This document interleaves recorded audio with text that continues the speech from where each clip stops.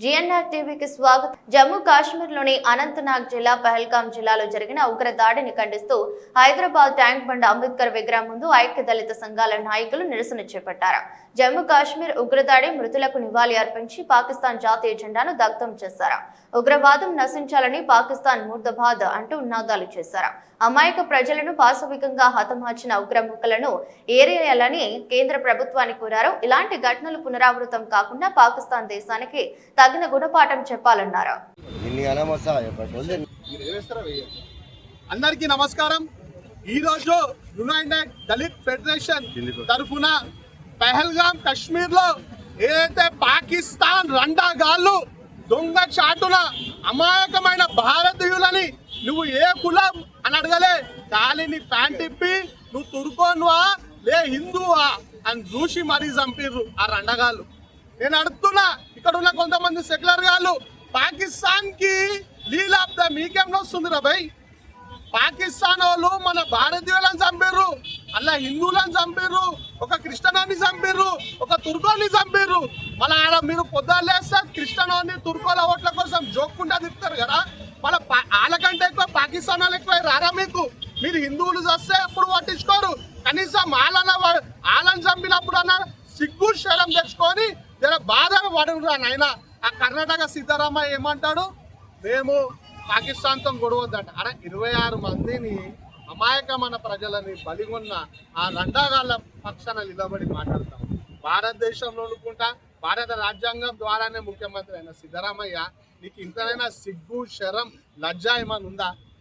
ఒక దిక్కు మొత్తం యావత్ 140 కోట్ల మంది భారతీయులు మా భారతీయులు అన్యాయంగా చంపిర్రా నైనా, వాళ్ళపైన కఠినంగా చర్యలు తీసుకోవాలా, రక్తానికి రక్తమే తీసుకోవాలని చెప్పి మొత్తుకుంటే మీరేమో వాళ్ళకి సెక్యూరిటీ చేస్తే చాలు, వాళ్ళని చంపొద్దు, వాళ్ళపైన అటాక్ చేయొద్దు అని చెప్పి నీతి మాటలు చెప్తున్నారు. మీ ఇంట్లో మీ అక్కనో మీ తమ్ముడో ఆ దాడులకి ఏమైనా అయితే అప్పుడు మీకు ఆ బాధ అంటే ఏమో తెలుస్తుంది. మీ ఇంట్లో మంచి అయ్యాషిగా ఫారెన్ ట్రిప్లు పోయి ఎంజాయ్ చేస్తారు కదా, వాళ్ళకి ఆ బాధ తెలియదు. మా వాళ్ళకి గరీబ్ వాళ్ళకి ఏమున్నా ఇండియాలోనే తిరుగుతాం కాబట్టి మాకు ఆ బాధ జరిగింది కాబట్టి ఆ బాధ ఏందో మాకు తెలుసు. మీ ఇంట్లో అయ్యాషి చేస్తారు కాబట్టి మీకు ఆ బాధ ఏందో తెలియదు. మేము ఒకటే నరేంద్ర మోదీ గారికి, అమిత్ షా గారికి చేతులు జోడించి మొక్కుతున్నాం, రక్తానికి రక్తమే కావాలా, నీలాప్తే కాదు. ఆ లుచ్చాగల రక్తాభిషేకం జరిగితేనే ఆ 26 మంది ప్రాణాలకి ఆత్మశాంతి కలుగుతుంది. 140 కోట్ల భారతీయుల ఆత్మ కూడా శాంతిస్తుంది. నేను ఒకటే కోరుతున్నా, రక్తానికి రక్తాభిషేకం జరగాల్సిందే. పాకిస్తాన్ వాళ్ళ రక్తం పక్కా చూడాల్సిందే. జై భీమ్. నేను మారేడు మోహన్.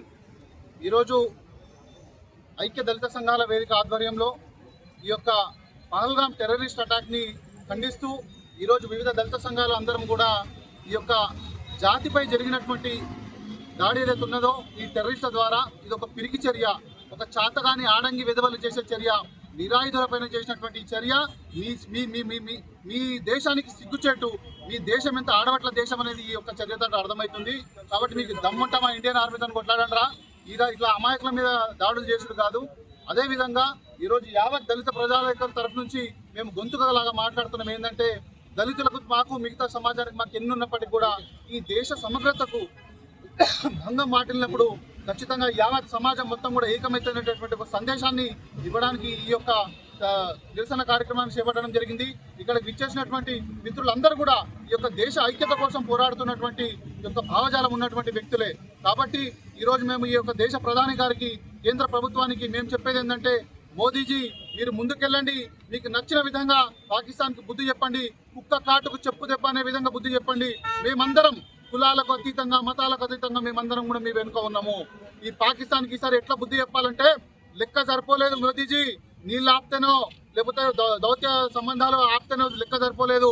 28 తలలకు 28 తలలు దిగాల్సిందే, వీలైతే డబల్ తలలు దిగాల్సిందే, ఒక్క తలకు ఒక తల దిగాల్సిందే. అప్పుడే ఆ కొడుకులకు బుద్ధి వస్తుంది.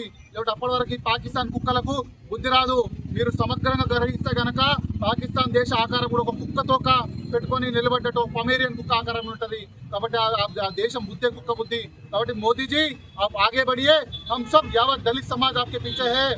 ఇంకోటి ముఖ్యంగా చెప్పాల్సింది ఏంటంటే, దళిత సోదరులారా, మనం కేవలం మాలలము, మాదిగలము, మిగతా వర్గాలు మాత్రమే కాదు, మనం భారతీయులం. ప్రధానంగా మనం భారతీయులం. సార్ చెప్పినట్టు ఆనాటి రామాయణం నుంచి ఈనాటి రాజ్యాంగం రాసింది ఈ దళితులే, ఈ యొక్క నిమ్న వర్గాలే. కాబట్టి మిత్రులారా, మనం అందరం కూడా ఈ యొక్క దేశ సమగ్రత కొరకు, ఈ యొక్క దేశం యొక్క ఉన్నటువంటి రక్షణ కొరకు దళిత సమాజం ఎప్పటికీ సిద్ధంగా ఉంటుంది. దానికి ఉదాహరణగా చరిత్రలో చమర్ రెజిమెంట్, మహర్ రెజిమెంట్లు ఎంతో పోరాటాలు చేసి ఈ యొక్క దేశ సమగ్రత కోసం నిలబడేటువంటి సందర్భాలు కార్గిల్ వార్లో కానీ, 1962 వార్లో కానీ, 67, 71 వార్లలో కానీ ఈ యొక్క రెజిమెంట్లు ఎంతో ముందుండి పోరాడే వీరోచితంగా అమరులైనటువంటి సందర్భాలు ఎన్నో ఉన్నాయి. కాబట్టి ఈ యొక్క పాకిస్తాన్ కుక్కలకు బుద్ధి చెప్పాలి మోదీజీ. ఈ యొక్క విషయంలో మేమందరం కూడా మీ వెంటుంటామని చెప్పి తెలియజేస్తూ ఈ యొక్క కార్యక్రమానికి ఇచ్చేసినటువంటి యావత్ అన్ని దళిత సంఘాలకు కూడా పేరు పేరున ధన్యవాదాలు తెలియజేస్తున్నాం.